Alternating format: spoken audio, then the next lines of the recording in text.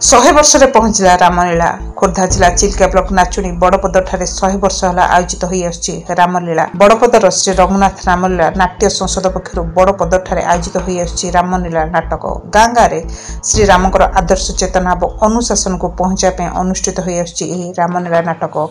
चलित वर्ष 100 वर्ष पूर्ति उत्सव पालन कर बड़पदर श्री रघुनाथ नाट्य संसद। यह अवसर में नाट्य संसद पक्षर आयोजित हो रामलीला महोत्सव। गतकाली विलंबित रात्रि बड़पदर उद्घाटित हो रामलीला महोत्सव। उद्घाटन राति बड़ाबध श्री रघुनाथ देव नाट्य संसद पक्षर कुंभकर्णबध नाटक अनुष्ठित होता। हजार हजार दर्शकों उपस्थित कलाकार मान देखाई कला निपुण। कुंभकर्ण श्री रामचंद्र युद्ध बेस उपभोग्य होता। आसंता 5 तारिख पर्यंत अनुष्ठित होब रामलीला महोत्सव। आयोजक अनुष्ठान पक्षर व्यापक बंदोबस्त जाकपुर बालंकेश्वर मोबाइल टीवी।